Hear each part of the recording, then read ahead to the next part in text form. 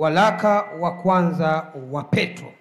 Sura ya 3 mstari Sura ile ya 3 kuanzia ule mstari wa 3 mpaka wa 5. Sikiliza hili neno la Mungu. Kujipamba kwenu kusiwe kujipamba kwa nje. Ndio.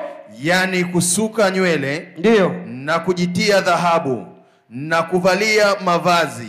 Bali kuwe utu wa moyoni usioonekana katika mapambo yasiyoharibika, yani roho ya upole. Roho ya upole ni pambo, Utulivu. Ilivyo roho ya upole na utulivu iliyo ya thamani kuu mbele za Mungu. Amen. Haleluya. Bwana Yesu asifiwe. Neno la Mungu linasema hivi: kujipamba kwenu kusiwe kujipamba kwa nje. Linasema wazi, kusiwe. Elewa neno la Mungu. Kusiwe kujipamba kwa nje. Haleluya. Anasema kusiwe kabisa, yani pasiwepo na mapambo yote. Sasa watu wanatafsiri vibaya. Lakini neno la Mungu liko wazi hapa. Haleluya. Anasema kujipamba kwenu, sio kwamba msijipambe.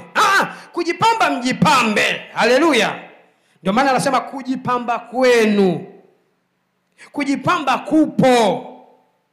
Neno linatuelekezaje? Anasema kujipamba kwenu kusiwe kujipamba kwa nje, yaani kusuka nywele na kujitia dhahabu na kuvalia mavazi, bali kuwe utu wa moyoni usioonekana.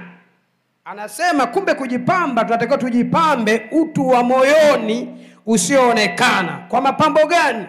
Anasema katika mapambo yasiyoharibika, yani roho ya upole. Kumbe roho ya upole ni nini? Ni pambo. Ndio haya Mungu anataka watu wajipambe. Wanawake wajipambe kwa roho ya upole. Manake wanawake wanaongea sana, wanaongea kweli. Sasa Mungu anataka wajipambe na roho ya upole, yani wawe watulivu.